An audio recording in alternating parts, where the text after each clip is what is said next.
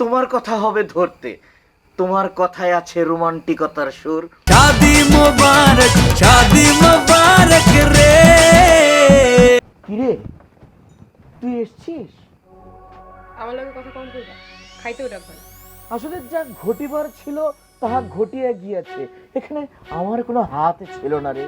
এসব আমরা বুঝাই না তো ভাইজান, আমি সবকিছু বুঝে দিচ্ছি। তুই এটাকে এভাবে নিচ্ছিস কেন? আমি তো একটা মানবিক কাজ করেছি। কাজলা নানান সমস্যায় ছিল, তাছাড়া ভাইজান, শাক দিয়ে মাছ ঢাকার চেষ্টা করো না তো, শাক দিয়ে মাছ ঢাকানো যায় না। সে আমি জানি।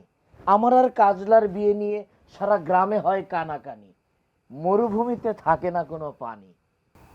এমন একটা কাণ্ড ঘটার পরেও তোমার মুখ থেকে ছন্দ বার হইতেছে ভাইজান।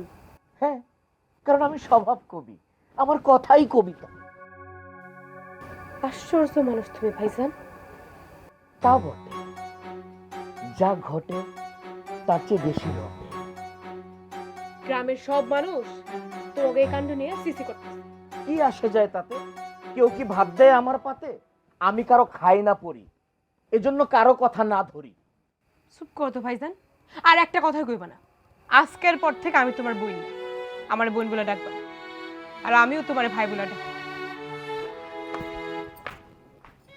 এ কি হলো?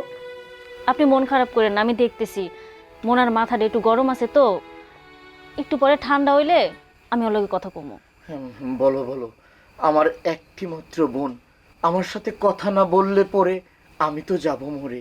আপনি মরে যাবেন কেন? আমি আছি কি করতে?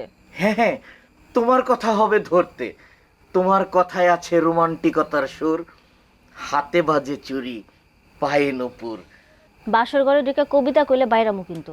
এ কি কথা তব মুখে? কিছুই তো দিতে পারিনি তোমাকে। বাসর ঘরে একখানা কবিতা দিব না তা কি হয়? এতে তো কবির হবে অবক্ষয়। চুপ করেন, ঘরে আসেন। দুষ্ট মেয়ে আমাকে ঘরে ডাকে। হে রবি ঠাকুর, তোমার কৃষ্ণকলি হয়তোবা খেলা করার জন্য ডাকে। এই যে আপনি মনে করতেছেন যে আমারে কইলে আমি আর ধরা দিব না? এটা কোনো কথা হইলো?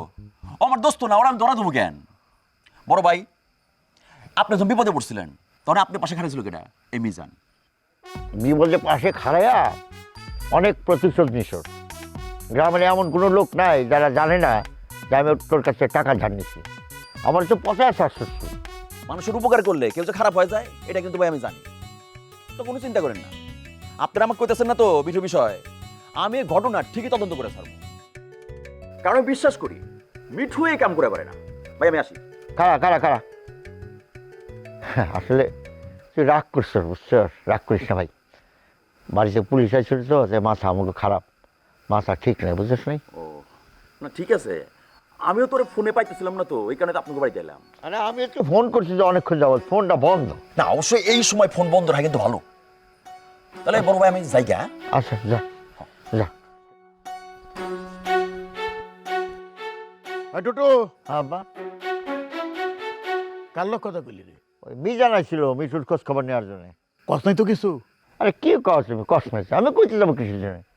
তোমরা আসলে আমার বোকা মনে করো, অত বোকা আমি না। এই যে তোমার খ্যাস খোলা এগুলো খামার জামি দেখে নাকি এত বোকা হলে পারতাম না। ওইসে মাথা ঠান্ডা করো। তোমরা যে আমার ব্যাখ্যার মনে করো, এই যে আমার ভালো লাগে না। ব্যাটকেলের মতো কাজ না করলেই তো হয়। হয়েছে, চুপ করো। এমনকি মাইমুনার সাথে কথা কইছো? এখন মা মনে আমি কোনো চিন্তা করতেছি না। আমার চিন্তা হন মিঠু। মিঠু যতদিন নিরাপদ না হবো ততদিন পর্যন্ত আমার চিন্তা যাইব না মাথা থেকে। মিজান একটা কথা কইলো, ও বললো যে মিঠুর ঘটনাটা তদন্ত করবো। এই মিজান তদন্ত করার কেরা? মিজান কি পুলিশের লোক নাকি ও তদন্ত করবো? মিজান হইতে তারা পাক্কা বদমাইশ। মিজানের কথা বিশ্বাস করিস না, ও সইয়ে ঢুকে ফালে বাইরে।